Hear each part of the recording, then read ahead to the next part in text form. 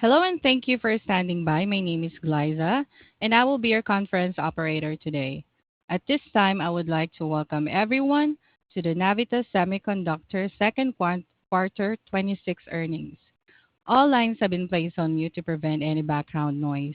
After the speaker's remarks, there will be a question and answer session. If you would like to ask questions during this time, simply press star followed by the number 1 on your telephone keypad. If you would like to withdraw your question, press star 1 again. Thank you. I would now like to turn the call over to Brett Perry of Shelton Group Investor Relations. Please go ahead. Good afternoon and welcome to Navitas Semiconductor's Quarter 2026 financial results conference call. Joining us today are Navitas' President and CEO, Chris Alexandre, and CFO, Tanya Stevens. I'd like to remind listeners that management's prepared remarks contain forward-looking statements which are subject to risks and uncertainties, and management may make additional forward-looking statements in response to your questions. Therefore, the company claims the protection of the safe harbor for forward-looking statements that's contained in the Private Securities Litigation Reform Act of 1995. Actual results may differ from those discussed today, and therefore we refer you to a more detailed discussion of risks and uncertainties in the company's filings with the Securities and Exchange Commission, including Forms 10-K and 10-Q. In addition, any projections as to the company's future performance represent management's estimates as of today, July 27, 2026. Navitas assumes no obligation to update these projections in the future as market conditions may or may not change, except to the extent required by applicable law. Additionally, the company's press release and management statements during this conference call will include discussions of certain measures and financial information in GAAP and non-GAAP terms. Included in the company's press release are definitions and reconciliations of GAAP to non-GAAP items which provide additional details. For those of you unable to listen to the entire call at this time, a recording will be available via webcast for 90 days in the Investor Relations section of Navitas' website at www.navitassemi.com. And now it's my pleasure to turn the call over to Navitas' President and CEO, Chris. Please go ahead. Good afternoon, and thank you for joining us on today's Quarter 2026 earnings call. We appreciate your continued interest and support as we execute our strategic transformation to Navitas 2.0. In the Q2, we delivered increasing revenue of 22% sequentially, coupled with a stronger Q3 guidance. High power markets grew more than 50% year over year, serving as further evidence of the building momentum in our GaN and high voltage SiC product, especially in our focus area of AI infrastructure. We're also delivering on our Navitas 2.0 transformation. We are well ahead by over 1 quarter of expected traction for nearly all sales to be coming from high power market by year end, with revenue contribution for mobile and low-end consumer being insignificant. We continue to deliver step by step on what we said we would do, and this quarter serves as another proof point of our consistent progress. Over the past several quarters, we have aggressively pivoted the entire organization to focus on high power market, where Navitas GaN and high voltage SiC technology can deliver meaningful differentiation and increase long-term value. The resource reallocation and organization realignment is now substantially complete. With new leadership in place and a refreshed product and technology roadmap, we are sharpening our focus on AI infrastructure, which comprise both AI data center and the grid energy infrastructure required to power them. Combined, these AI infrastructure market represent the vast majority of our long-term serviceable addressable market for GaN and high voltage SiC, and underpin our future growth trajectory as a high power company. Turning into a closer look at our reported result and progress for the Q2. As previously mentioned, total revenue increased 22% sequentially to $10.5 million, driven by growth across our high power markets. High power represent a majority of our overall revenue mix, with revenue contribution from mobile in Q2 declining both sequentially and year over year as in the prior quarter. I also want to highlight that both GaN and SiC contributed to our sequential growth, with a particular acceleration in our SiC business during the quarter. As expected, we also delivered expanded gross margin as a result of more favorable revenue mix towards higher value, higher power product, and improving scale. Notably, our strong momentum continues to build and accelerate into the second half of the year. Our expanding backlog extend beyond 26, coupled with record book-to-bill, supporting our expectation for continued double-digit quarterly growth through the second half of the year.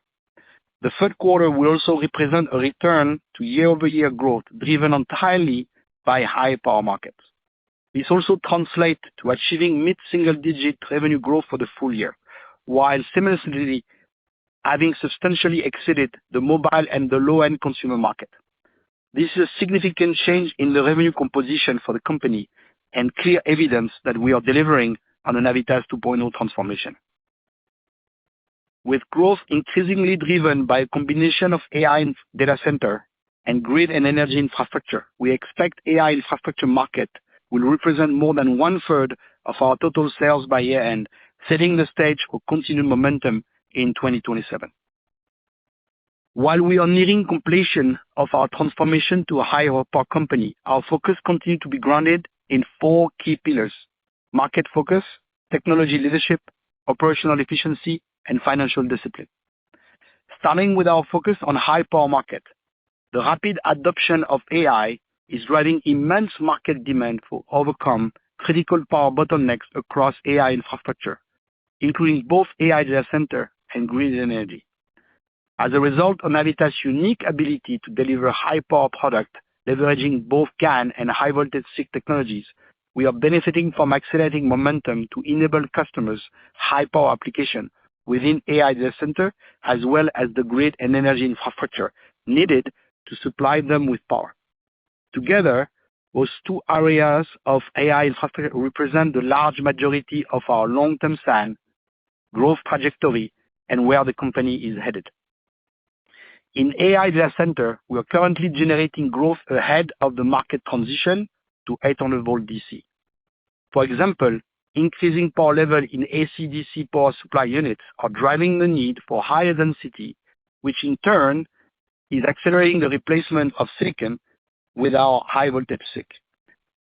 We are also actively engaged with hyperscalers, merchant power customers, data centers, OEM, ODM on multiple programs ramping in the second half of 2026 that will accelerate throughout 2027. We're also seeing strong traction in DC/DC PSUs and battery backup units, where both our SiC and GaN solutions are being designed in. Again, this activity is happening today in advance of the 800 volt transition.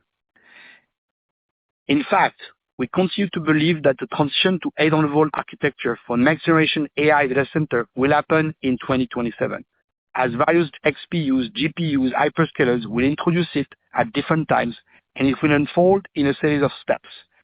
Each step will represent an inflection point that drives increasing momentum and explosive growth for Navitas high power, GaN, and high voltage SiC content. I will briefly walk through each of those inflection points, which are also outlined in the earnings related slide deck that we've posted to the investor section of our website. What's clear is the evolution to 800 volt is inevitable, as it remains the industry's only path forward to achieve much higher power and higher density AI racks. The first inflection point, second half 2026 ramp and accelerating in first half 2027. SiC adoption in AC/DC PSUs is being driven by power scaling and density requirement, independent of the 800 volt DC initiatives. As the AI data center racks require more power, it is driving higher power level AC/DC PSUs, which ultimately drives high density and therefore accelerating the replacement of silicon by SiC, even with 50 volt DC output. This is already on the way, and the growth is happening now and will continue throughout 2027 and beyond. Following, there will be a second inflection, ramping in mid-2027. First, the introduction of the 800 volt bus bar in the sidecar rack with power system elements such as AC/DC power shelves and BBU moving from the IT rack to the power sidecar with output of 800 volt DC to the IT rack. This change is bringing additional high voltage SiC content in higher power AC/DC PSUs, now with 800 volt DC output, plus new SiC and GaN content in top-of-rack DC PSUs and BBUs. We are in advanced system design and reliability testing with several key customers and are preparing the ramp. Then the third inflection point, ramping mid to late 2027, really accelerating in late 2027 and early 2028. The integration of the high-density DC-DC conversion directly into the GPU and XPU trays using GaN for its superior switching frequency and power density in megawatt scales rack across various GPU and XPU and hyperscalers at various times. At that point, a fundamental change happened in data center IC rack power architecture. 800 volt comes in straight to the server trays. This is what most are referring as native 800 volt. We are highly confident in our position for 2027 ramp with our GaN. Similarly, the AC-DC PSU will continue to be in higher demand for high voltage SiC with increased power level and density on top of BBUs and other power systems. Lastly, there will be a fourth inflection point, 2028 and beyond. This is where solid-state transformers come into play and on-site data center taking mid-voltage AC electricity from utility grid and directly converting to 800 volt DC, which get distributed across the data center. This is the full 800 volt DC evolution with ultra-high voltage SiC and GaN across grid modernization, solid-state transformers, and end-to-end power delivery from grid to core with full wideband gap solution. Complementing this significant opportunity within AI data center is the equally large and even longer duration market opportunity in grid and energy infrastructure. Today, we're actively advancing design activity and sampling across BSS, solar farm converters, PSUs, and solid-state transformers application. Our recently introduced 2.3 kV and 3.3 kV GeneSiC modules are receiving excellent feedback, and customers have begun requesting volume samples for system-level testing in the second half of the year. We're also seeing early interest in our new isolated TO247 family, which offers unique advantage in liquid cooling application. Importantly, I want to reemphasize that Navitas remains technology agnostic, and we are prepared to offer customers the optimal solution, whether that be GaN or high voltage SiC across the full power chain from grid to rack. These unique flexibilities allow us to capture greater content per system as well as support multiple architectures. As previously mentioned, both GaN and SiC are contributing to the current growth, and we expect AI infrastructure to drive the substantial majority of our revenue and growth going forward. Turning to our second key pillar, technology leadership is essential to our success, and we continue to diligently invest in innovation and expanded product roadmap for both GaN and high voltage SiC. On GaN, we are advancing our reference platform solution, including the 800 volt to 6 volt DC-DC power delivery board demonstrated at recent industry events, with the 800 volt to 12 volt version in development. We have kicked off new program utilizing Navitas' unique solution to maximize system efficiencies in the secondary side for 800 volt data center app topologies. Our industry-leading DFN 8x8 dual-side cool package continues to gain broad adoption with superior power density, thermal performance, and board space savings. And our 650 volt 11 milliohm GaN FET remains the lowest RDSM high voltage GaN device in the industry, and we have a significant number of customers preparing for mass production. Additionally, our medium voltage 100 volt GaN is seeing increasing adoption for secondary side and other applications. On the high voltage SiC, our GeneSiC technology, based on our proprietary trench-assisted planar architecture, continues to differentiate with its best-in-class reliability, efficiency, and manufacturability, attributes that are increasingly critical as voltage scale from grid and energy infrastructure application. We recently introduced our isolated TO247 product family, spanning 1.2 kV to 3.3 kV, delivering module-like performance in standard discrete footprint with integrated isolation for direct cooling and simplify customers' manufacturing. As mentioned earlier, we're also seeing customer traction in both AI DC and grid and energy infrastructure application. We also recently expanded our SiC portfolio with newly introduced 1.2 kV JFET product line to be released early next year. Initially targeting AI data center, solid-state transformers, and energy grid infrastructure application, our new JFET product line opens the door to address an additional $1 billion of incremental SAM by 2030. Also, we continue accelerating towards our ambition to deliver best-in-class ultra-high voltage SiC technology and product, and already in discussion with selected customers regarding the planned third quarter release of our new 6.5 kV SiC technology, which we expect to unveil very soon. Additionally, we are currently engaged on the development of next generation 10 kV SiC devices with a prominent lead customer and expected announcement in coming weeks. In addition to expanding our existing SiC portfolio and technology, last week we announced a strategic partnership for Magnachip to license our GeneSiC Gen 4 and Gen 5 trans-assisted planar technology spanning 1.2 kV, 2.3 kV, 3.3 kV, and higher voltage.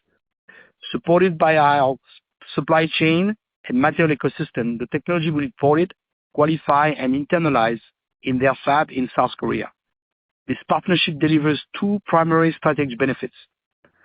First, it enables expanding adoption of our SiC technology across more target markets, expanding Navitas technology beyond the technology current focus.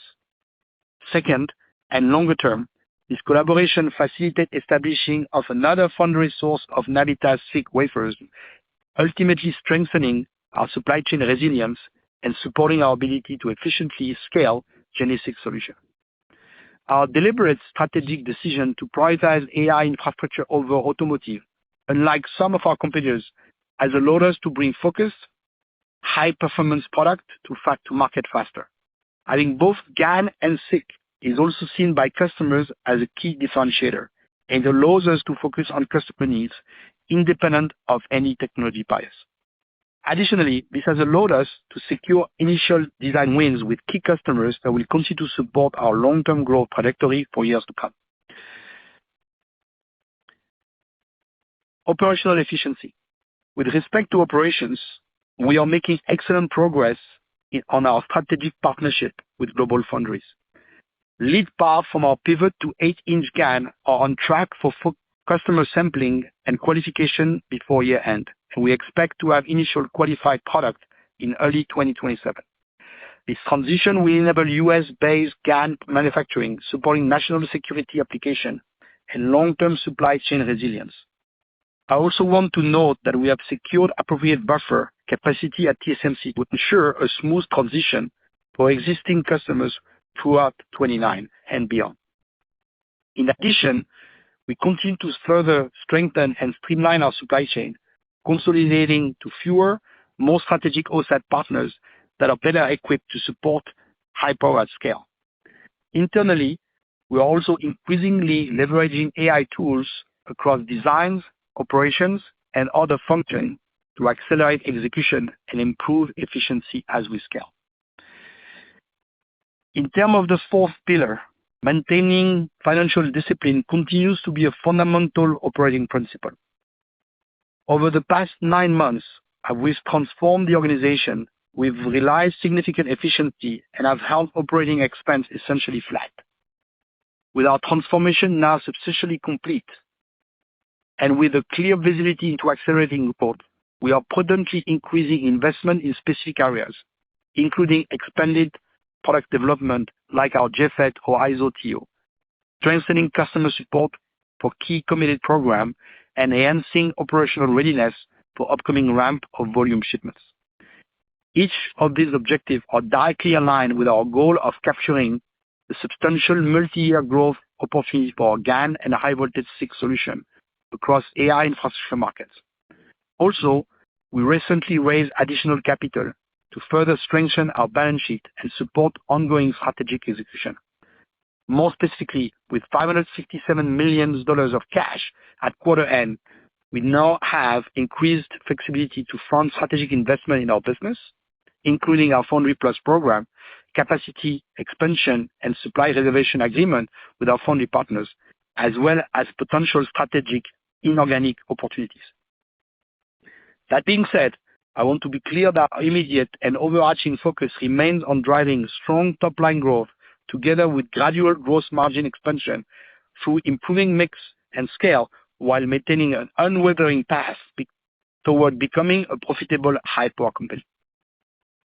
In closing, I'm very pleased with our continued progress and growing momentum. Q2 represents another proof point that we are executing on our strategic Navitas 2.0 transformation. We are delivering on our commitment to achieve quarterly growth by year-end. We'll have substantially completed our transition to a high-power company and expect to be back to year-over-year growth. This majority of the growth is being driven by AI infrastructure market. This is also supporting our expectation for continued double-digit growth for the second half, setting the stage for continued growth momentum into 2027 and beyond. With our substantial cash balance and market leadership, we are well positioned to deliver sustained growth as we capitalize on the opportunity to enable the AI revolution with our differentiated high-power GaN and high-voltage SiC. With that, I'll pass the call to Tonya to review our second quarter financials and the third quarter outlook.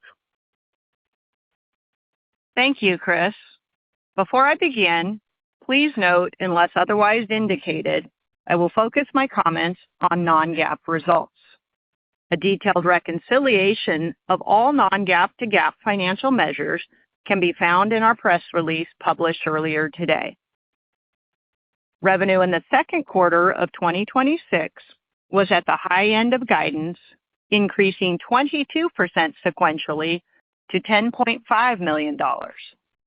This represents an increase of approximately $1.9 million from the $8.6 million in the first quarter. As Chris highlighted, the double-digit growth was driven by increased traction in high-power markets, which grew more than 50% year-over-year and reflects a notable improvement in our revenue composition as our mobile and low-end consumer business continues to be a smaller portion of overall revenue. We continue to expect this historical business to become insignificant by year-end. As a result of improved product mix and higher quarterly revenue, gross margin expanded by 50 basis points sequentially and 100 basis points year-over-year to 39.5%.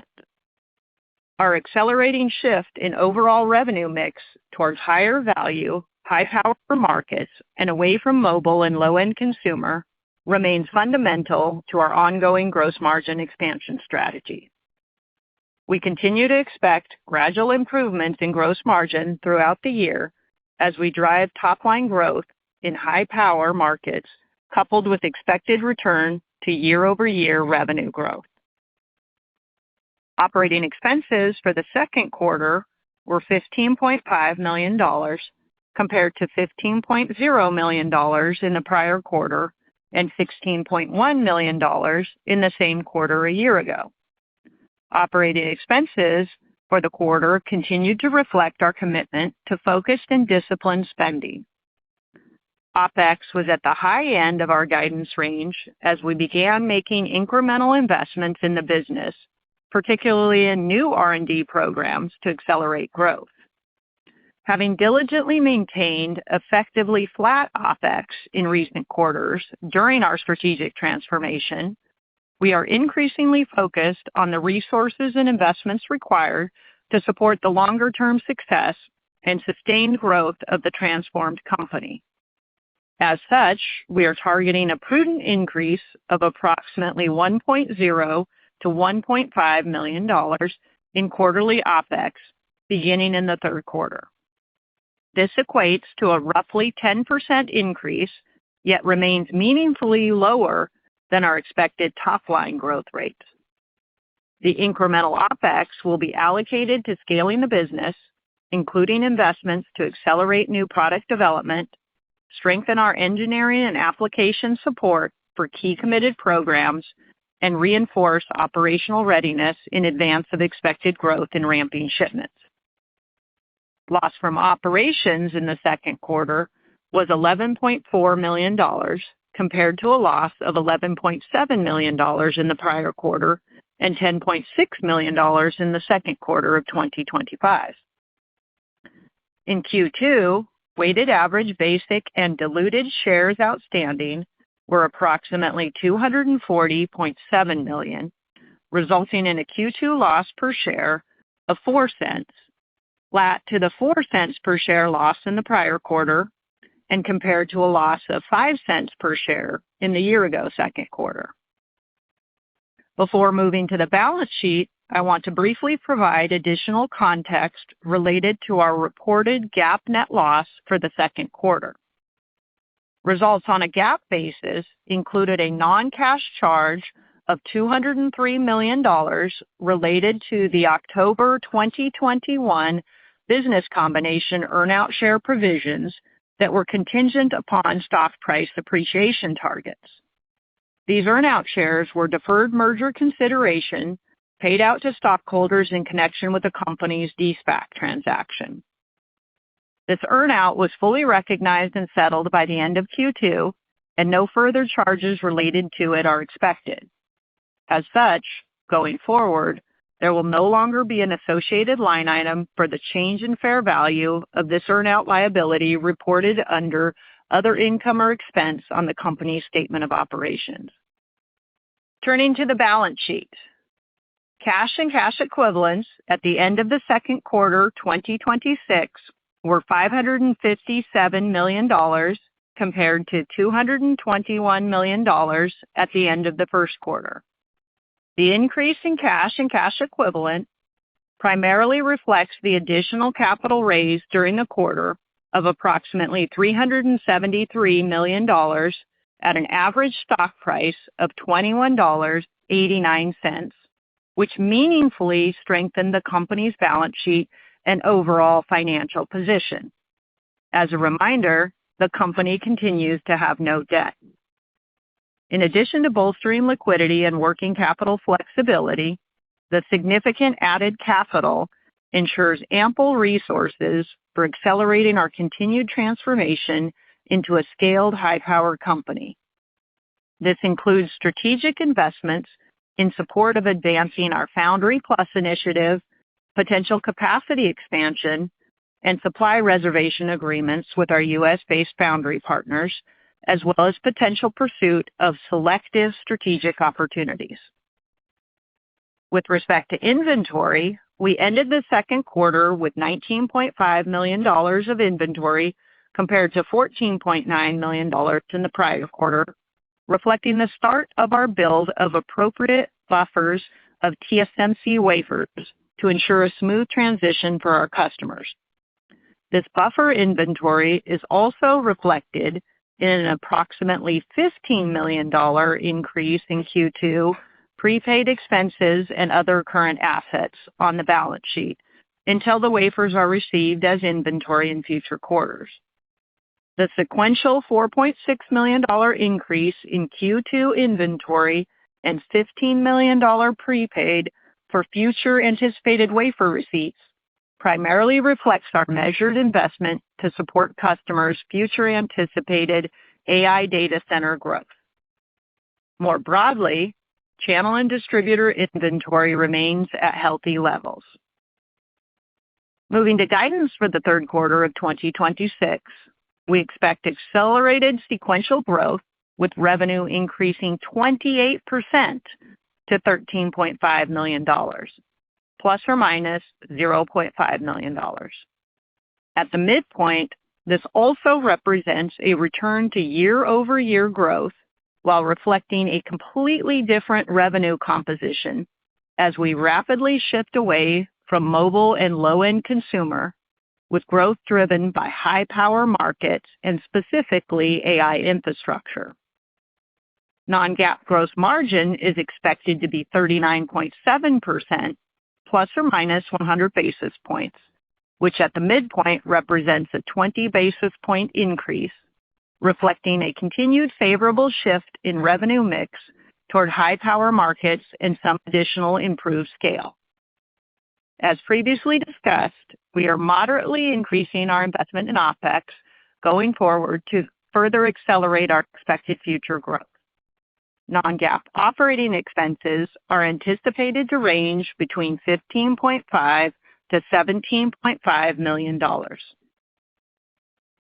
That concludes our formal remarks. Operator, please open the call for questions. Thank you. We will now begin the question and answer session.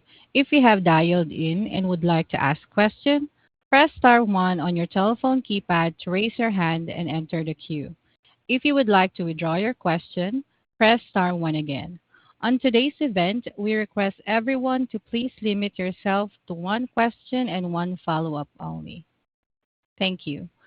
Your first question comes from Quinn Bolton from Needham & Company. Please go ahead. Chris, Tanya, thank you very much for taking my question. Congratulations on the nice third quarter outlook. Chris, I guess I wanted to start. There's been a lot of noise and sort of chatter in the market that 800-volt architectures may be delayed, including confirmation, I think, that NVIDIA's Kyber rack may have been canceled to be replaced by something as of now that's unannounced. But given some of this noise around 800-volt architectures, can you just sort of comment on what you're seeing in terms of adoption of 800-volt and whether there's any impact on your 2027 revenue outlook as a result of perhaps architecture shifting around? Thank you, Quinn. This is Chris, and I would have bet you would have asked that question.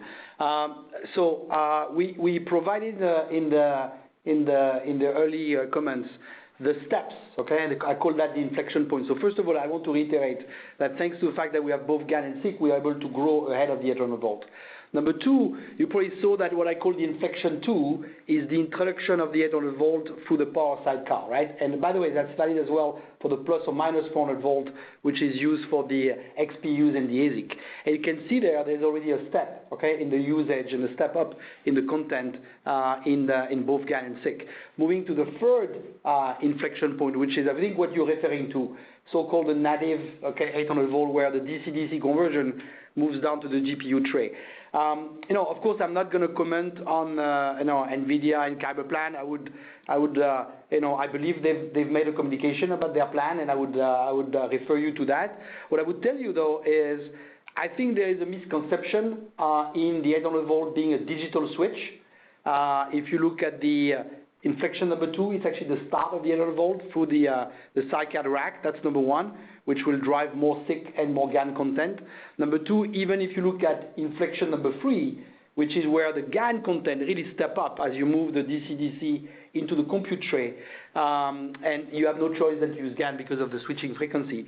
The one thing I would tell you is you have multiple GPUs, you have multiple XPUs, you have multiple platforms. What we see is that this ramp will happen in steps throughout 27, of course accelerate in 28, but it's not a one thing, okay, and one customer. So the short answer to your earlier question, do we see that as a change in the outlook of what we said? The answer is no, and I think that goes back to multiple times you heard me saying that having both GaN and SiC is a strategic advantage for us to capitalize, to capture content, and is even more so today. Got it.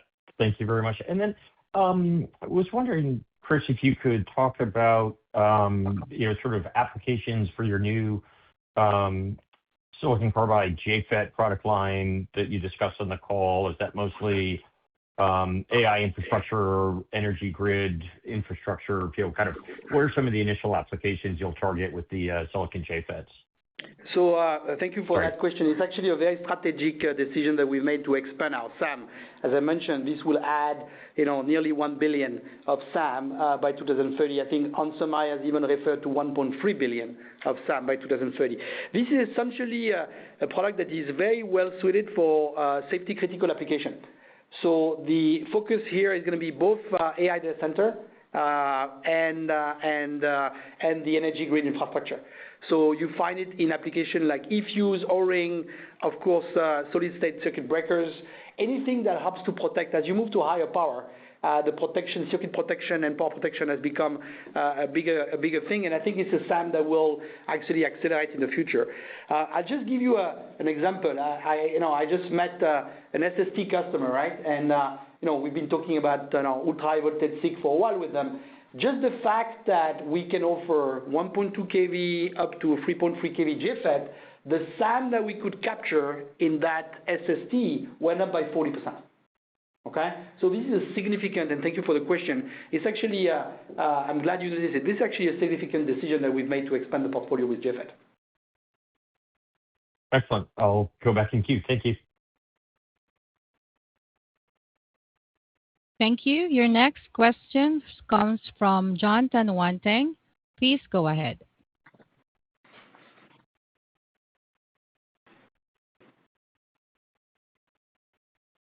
I'm sorry, John. Can you hear me? Oh, yes. I'm sorry. I got dropped. I got you dropped, but you can go ahead and ask the question now. Okay. First of all, congrats. And then second, I was wondering if you could talk a little bit more about the Magnachip deal. Is that a volume or fixed fee type of deal? And when do you expect it to contribute? Would it be this year or next? And then after that, do you expect any more licensing to follow on the back of that as well? So first of all, thank you, John, for the question. This is Chris. I appreciate the question. We just announced that partnership with Magnachip, which, by the way, goes beyond the SiC, but we just announced it, the SiC portion. First of all, it's a validation of the technology merits and benefit of trench assisted MOSFET from GeneSiC technology that we've been in business for quite some time. The way you have to use it, this is not so much about the licensing. I mean, of course, it will over time, play in our revenue stream, but this is not the prime objective. Number one is it expand our SAM because per the press release we've made, Magnachip is actually going to focus on market that we don't serve. So it's actually going to augment our ability to reach more customers, more market, and more SAM with our GeneSiC technology. Number two is it creates an opportunity for us to partner with Magnachip in the foundry concept. As we talked about, as we see the huge demand ahead of us and the SiC growing, at a 60 to 70% CAGR in the context of data center and grid, I think having more opportunity for us to secure capacity is essential, right? So we're not creating a competitor. We're creating, an extension of Navitas, and we are very much looking forward to the partnership in the years to come with Magnachip. Got it, and I appreciate that color. Second, could you possibly comment on the Wolfspeed litigation? What's going on there? What do you think your chances might be, and kind of what's at risk? Okay, so I'm sure you understand that I cannot comment on the specifics of the pending litigation. But what I want is to give everybody some context around the litigation. And I'll refer to the Wolfspeed because you asked the question about Wolfspeed, but I'll refer as well to the Renesas litigation that just came last week, right? And the other thing I would say is everything I'm going to say is actually on public record. So number one, Wolfspeed already sued us because we stopped buying wafers from them a while back. Then they sued us, or they sued two of our employees that worked at Wolfspeed in the past, including one that they had riffed, okay, in their cost reduction effort a while back. Then they even tried to file, and they failed, restraining order when third parties recruiters were calling their people for job position we had online on the web. They failed. And now they sue us for patent infringement, okay, in both GaN and SiC. So in my opinion, this is the last step in a campaign of harassment and intimidation through litigation and, looks like a desperate move. Then 2 weeks later, just last week, okay, Wednesday, Renesas sued us. I'm not sure it's clear for everybody, but I want to make sure everybody understands that based on the public record, Renesas would own up to 39% of Wolfspeed. So is all this a coincidence the week before the earning? And all this coincidence, I'll let you decide. Then, as I said, the timing is bizarre, okay, and curious, okay? We've been in GaN and SiC for more than a decade, and yet we just got sued by Wolfspeed. I left Renesas more than a year ago, in June 25. I'm coming up to 1 year anniversary in Navitas, and yet we just got sued by Renesas last week. All this the week before earning. I don't think this is a coincidence. So let's face it, and I'll give you my view there. You don't start litigation like this if you are winning market share, your technology is superior. You heard today our financial results. You heard the momentum we are building. I gave you the detail of the 4 inflection point we see for both GaN and SiC and the momentum we have with customers. We're making a lot of progress. So, sorry for the long-winded answer, but I'll leave you with 2 things. Number one is what we filed in the 8K when the Wolfspeed litigation came. We respect IP and technology. Actually, the company is a result of decades of innovation coming from startups, okay, in both GaN and SiC. And we'll defend ourselves. Number 2 is we let everybody draw their own conclusion on why now Wolfspeed and their major shareholder are running to the courthouse instead of competing in a fair way in the marketplace. And that's going to be my only comment on this case during that call. Got it. I appreciate the call, Chris. Thank you. Thank you. Your next question comes from Madison DePaula from Rosenblatt Securities. Please go ahead. Hi, this is Maddie calling on behalf of Kevin Cassidy. Thanks for taking my question. Just in regards to the Magnachip partnership, what other technology licensing opportunities are you considering? And then I have a follow-up after that. We licensed to Magnachip, as I mentioned, Maddie, the GeneSiC technology. Yeah. We always consider we're not in the business of licensing our technology. We're in the business of serving customers and growing the top line of Navitas and starting this multi-year growth journey that I talked about with the AI infrastructure. But we're always open to license our technology to partners and people we can partner with.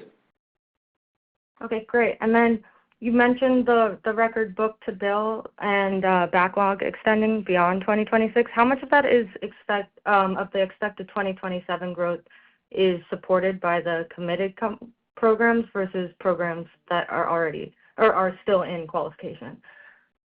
Yeah, so I'll start. This is Tanya. Maddie, thank you for your question. Hi.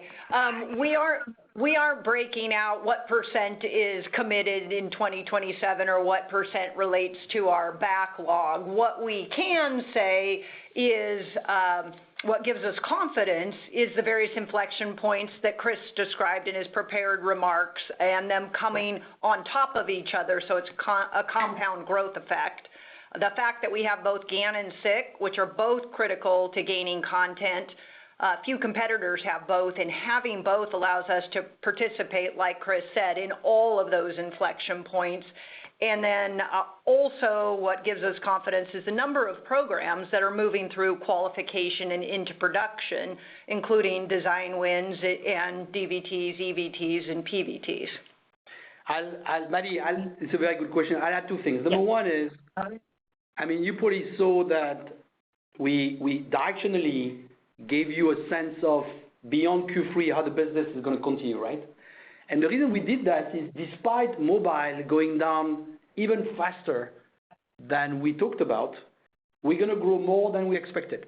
And we are surprised, and I'm sure you are surprised, by the momentum that we have in the business and the outlook that we have for there. And that's pre-800 volt, as I mentioned. That's a very important thing to understand. Now, this is not one program, as Tona said. This is multiple hyperscalers, multiple OEM, ODM, multiple power level of the AC/DC PSUs.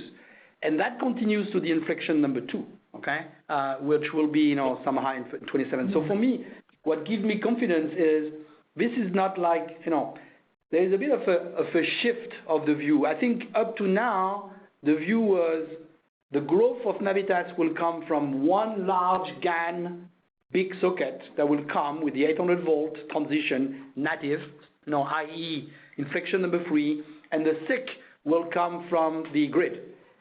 But this is very different. Today what we see is across AC/DCs, DC/DCs, BBUs, the 800 volt, in the sidecar wrap, in the compute tray, it's tens and 20s of programs different programs, different board, different customers. Some of them are SiC, some of them are high voltage SiC, some of them are ultra high voltage SiC, some of them are GaN, some of them are both SiC and GaN. We've seen in a couple of cases that we have, especially for DC-DC PSUs and BBUs, both SiC and GaN. So that's what gives us confidence, Maddie. Of course, we're not going to guide 27. We already gave you kind of directionally how Q4 is going to look like, just to make the point that the transition to Navitas 2.0 and to being a power company is essentially 1 quarter ahead, okay, of what I talked about 6 months ago. And that's all driven by this pre-800 volt and the sidecar rack acceleration that we see. Okay, yeah, great. Thank you guys so much.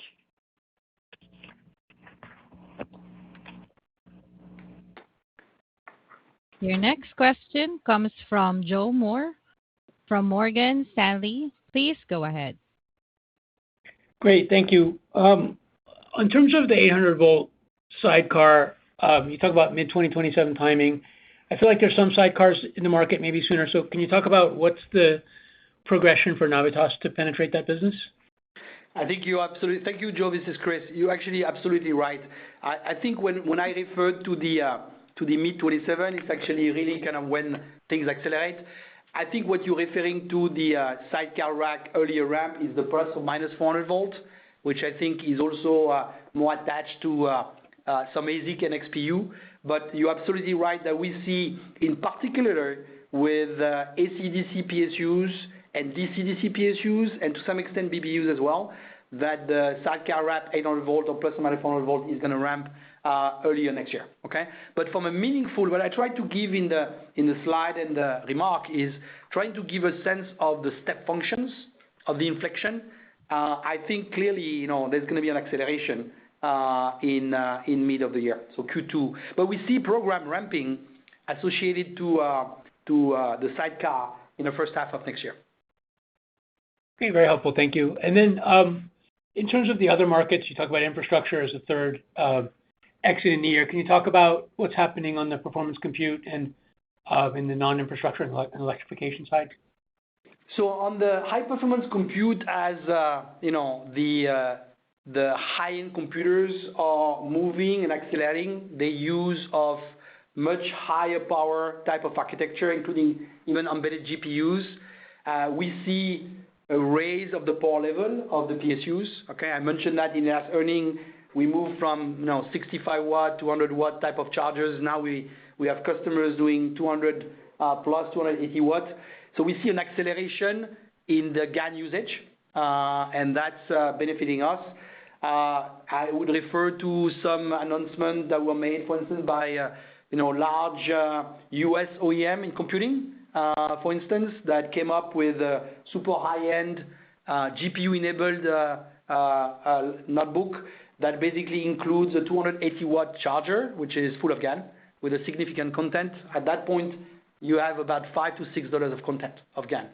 And then when it comes to the even a high level, we just released with a customer a 1600 watt platform that basically helps to power super high-end the super high gaming platform. So those are of course not as high volume, but the content is so much higher that I think it has contributed to us. And I think this business, as we mentioned in the last earning, has actually helped us to compensate and really kind of neutralize the us moving away from mobile ahead of the AI data center growth, right? Which I mentioned, with AI infrastructure being 1/3 of our revenue by Q4.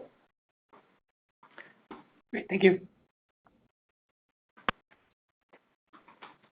At this time, I would like to remind everyone, in order to ask question, press star, then the number 1 on your telephone keypad.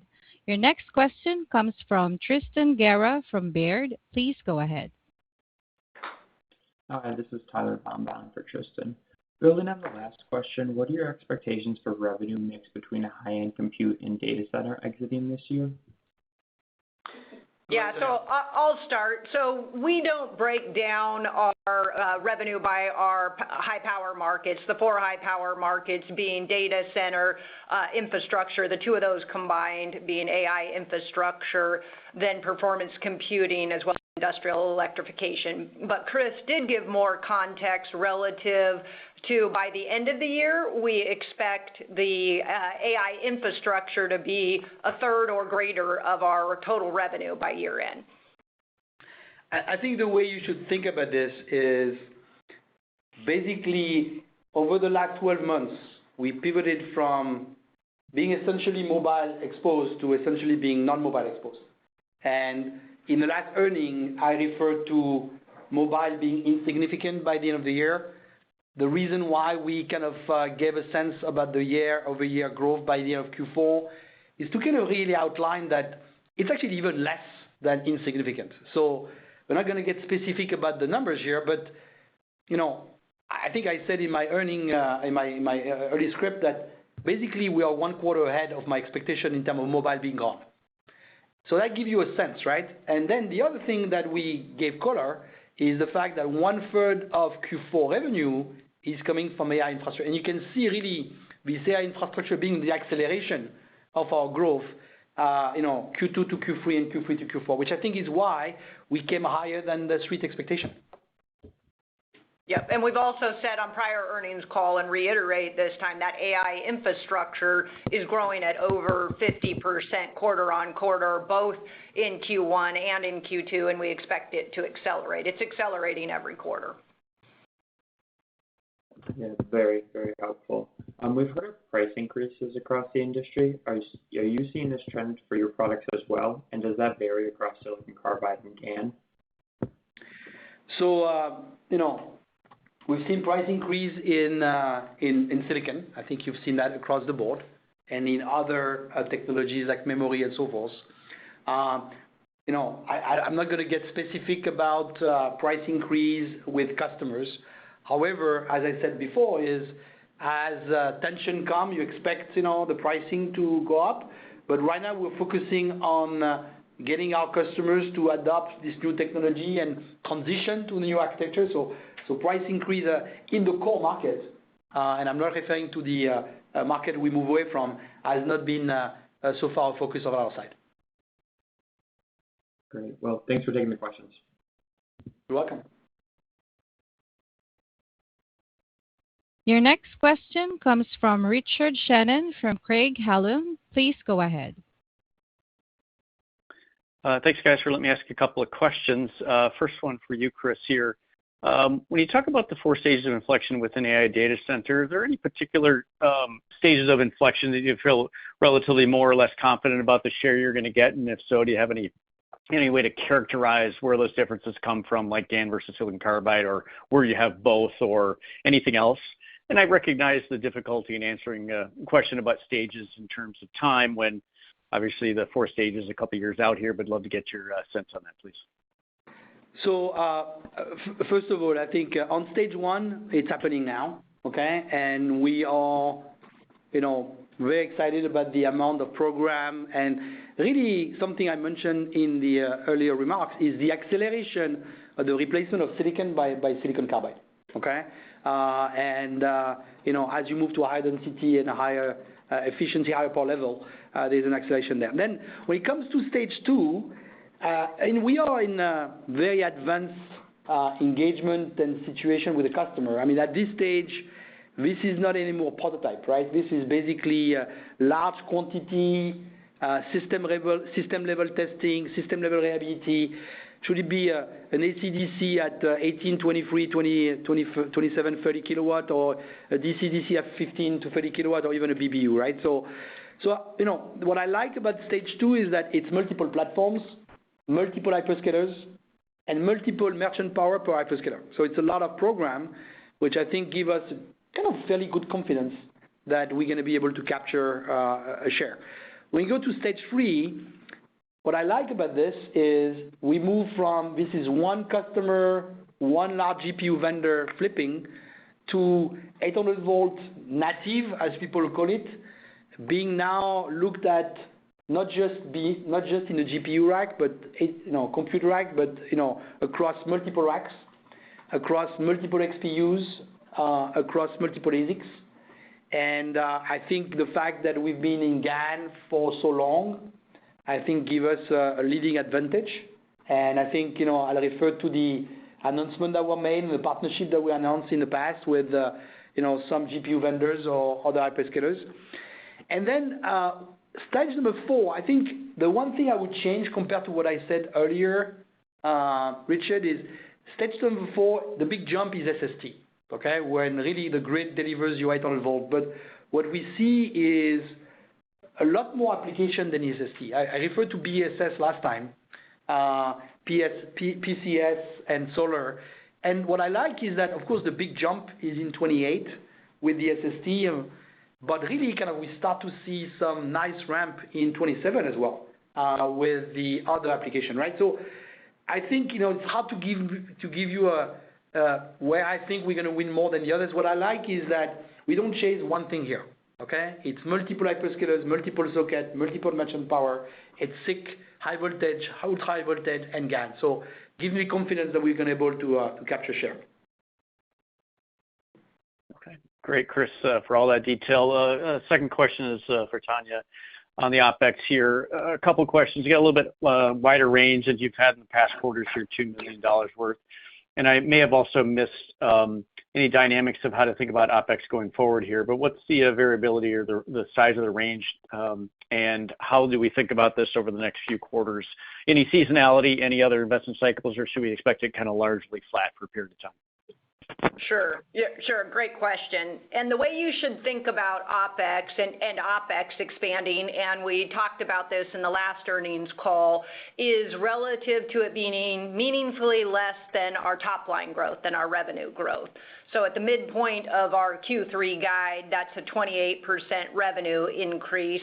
And even at the high end of our OpEx guide, that would be approximately a 10% increase. So meaningfully less, as in the 1/4 to 1/3 range is how we think about it. But you're right, we see a bigger step up Q2 to Q3 than we're expecting going forward, because as Chris and I both talked about in our prepared remarks, we've held OpEx relatively flat for several quarters, and then are also meaningfully and purposefully investing in opportunities to accelerate revenue. And you're seeing that culminate in our revenue and our programs. We talked about investing in new R&D projects like the JFET, like ultra high voltage SiC, the 6.5 kV, 10 kV and beyond, more customer support programs as we ramp in the data center, including application engineering, and then that robust supply chain to make sure we're ready ahead of demand. So that's kind of how you should think about that. And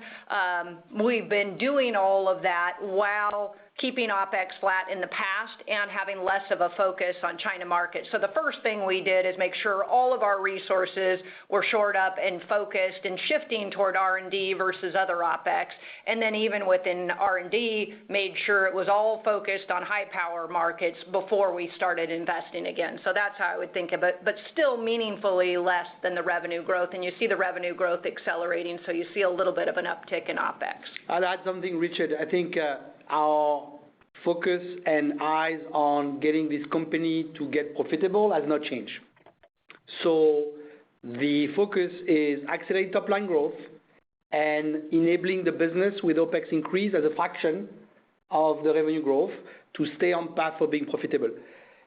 With the larger number of programs I mentioned, with the multiple inflection points, with the fact that we feel there is a big opportunity for us to expand our portfolio, which means expand our SAM, we decided with the growth coming sooner in second half compared to what we had estimated 6-9 months ago when I started, we decided to pull the trigger a lot faster. And that's a conscious decision. Okay, sounds good. Thank you, guys. That concludes our question and answer session. I will now turn the call back over to Chris Alexander for the closing remarks. Please go ahead. Thank you, operator, and thank you, everybody, for your interest and your question. I'll leave you with a couple of things, right? 5-6 points which I want you to take from this call. Number one is the transformation to Navitas 2.0 is essentially nearly complete. By the end of the year, as we told you, we are back to year-over-year growth despite mobile massive headwind. 4 quarters of sequential growth, double digit, and a complete change of the mix of the revenue, with essentially all revenue by the end of the year being high power and mobile being gone. So when I took that role a year ago, we talked about transforming Navitas. I think today it is transformed, and now the focus is how do we execute the strategy, right? The transformation is working. I talked about adding both GaN and SiC being super critical, and we talked about the benefit in the inflection points of having both. We talked about some platform using both GaN and SiC. We talked about the fact that AI infrastructure is 1/3 of our revenue by the end, right? So this is all kind of showing that the transformation is working. The one thing I want to also highlight is this is not one customer. This is multiple hyperscalers, multiple merchant power, multiple platforms. Okay, we referred to AC/DC PSUs, which is the first inflection, but I think we got the question earlier. AC/DC PSUs, DC/DC PSUs, BBUs, SSTs, multiple things, right? So the way I view this is, the AI is the catalyst of the large SAM that we go after. We added $1 billion with JFET. Now and the revenue is transition to Navitas 2.0. So 2.0 is actually who we are, not who we're going to become. And that came 1 quarter earlier than I expected, to be honest with you. And credit to the team and the Navitas employee that did this amazing job to transition this company. And now it's about execution and operational discipline to basically be on the path of a multi-year growth journey and path to profitability, which I mentioned. And that's what I want to leave you with. So this is a very important quarter for us because it's not talking about transforming, it's talking about transformed, okay, which is very important. Thank you. Ladies and gentlemen, that concludes today's call. Thank you all for joining. You may now disconnect.